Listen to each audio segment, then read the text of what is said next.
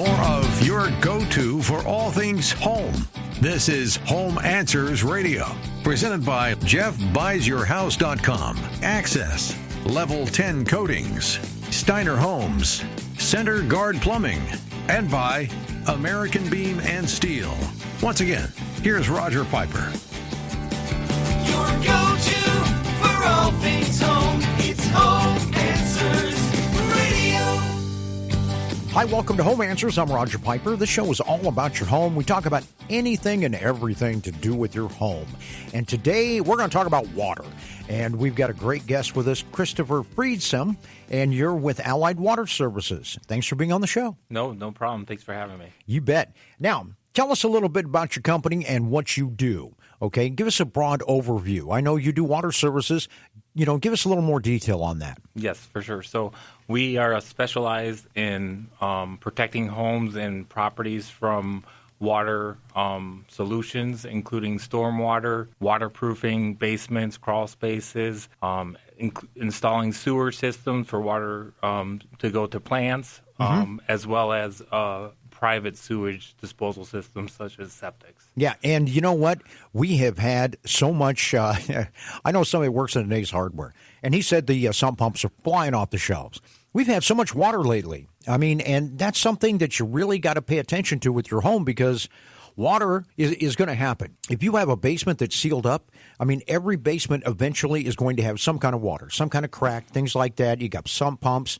You've got to, be concerned about the drainage around your house too.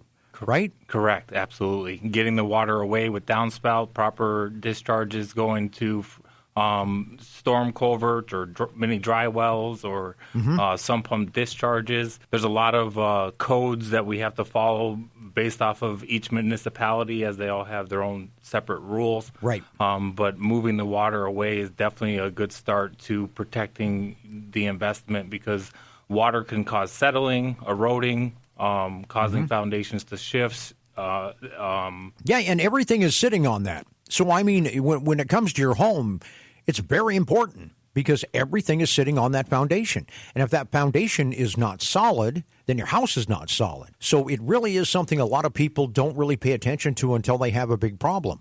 But what are some of the signs that maybe you have a water issue going on in your home that you should not ignore?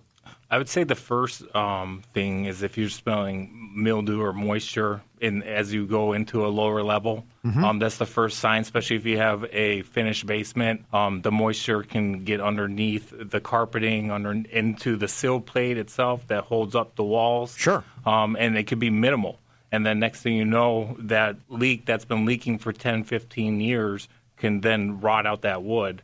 And you didn't even know about it. Yeah, then you got a big problem. Yeah, then your ceiling in the basement starts to sag, or your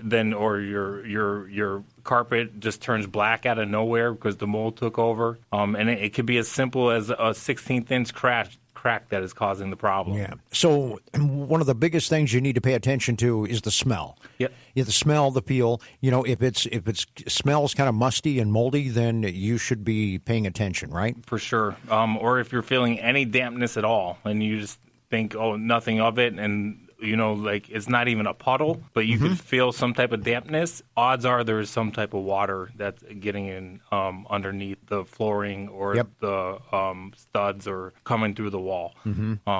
So cracks are pretty common. Basically on any concrete structure, you're going to find a crack. Yeah, and we've talked about that before. You're going to have a crack. There is no such thing as a basement without a crack. Now, some of it can be severe. It could be a problem. It may not. But, I mean, they're shifting, but there is nothing that is going to prevent a crack, is there? Nothing at all. We do everything we can when the contractors are pouring their basements.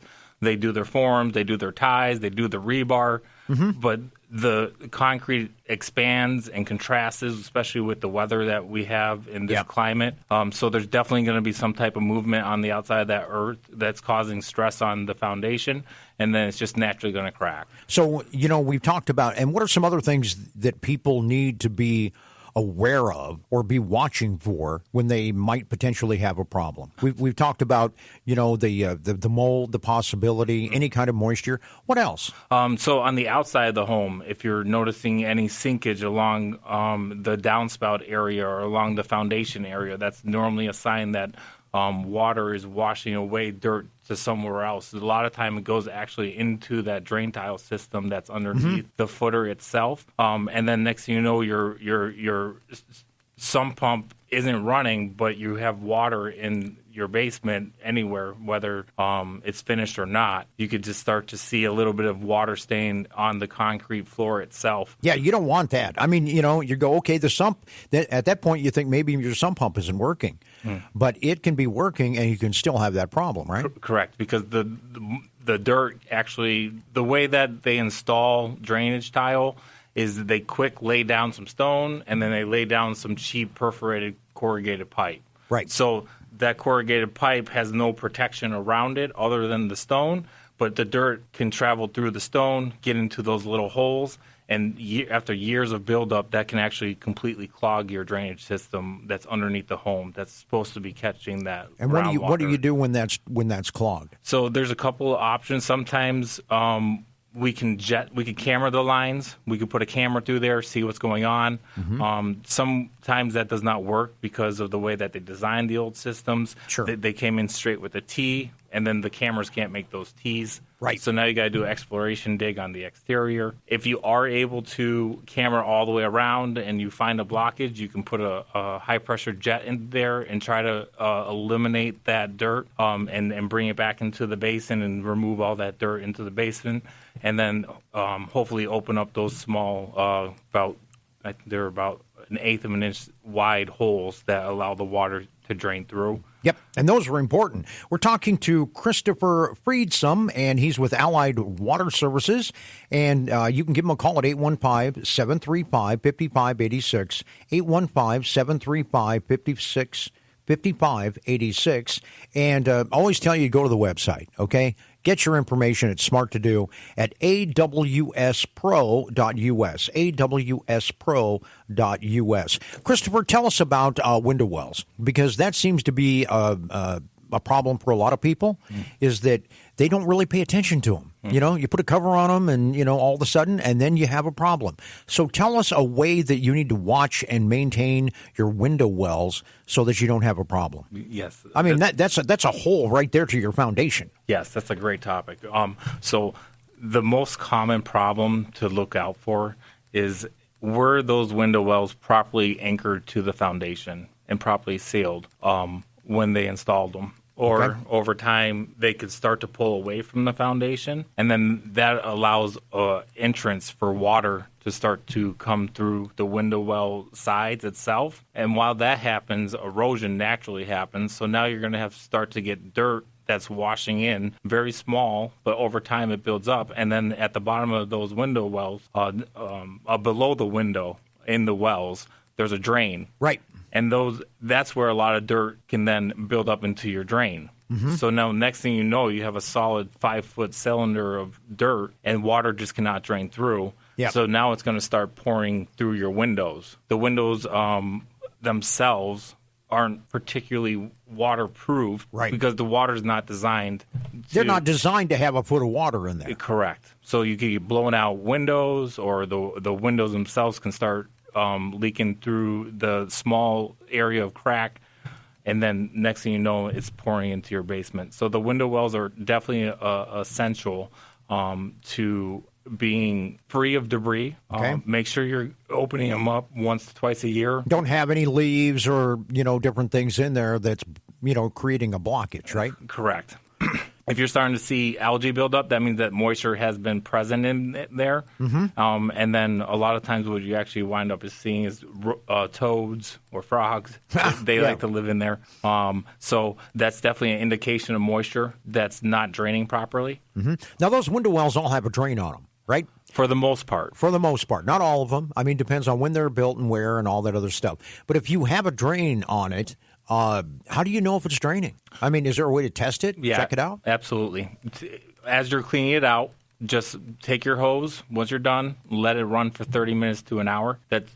that's going to allow the entire footer drain to be able to allow water to get to your sump pump. So as you're running that water, you don't want to see any water start to build up at the bottom of that T. Yeah, that makes sense. So, and then if it does build up, then there's restriction or a complete blockage. It depends if any water's getting into that sump pump. Once again, tell us the different things you do. I know you work with septics and things like that.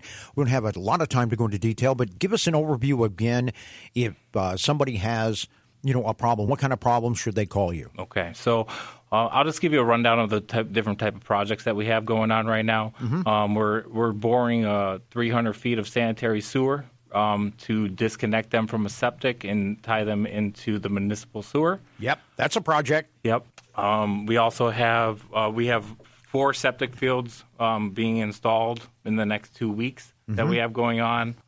The waterproofing aspect and a lot of yard drainage. So with all of the storms that we have been going on, we actually engineer systems to make sure that water can get away from wherever the problem area is. Yeah, that's real important. Like I tell people all the time, the best thing to do, first of all, a cluttered mind can't think clearly.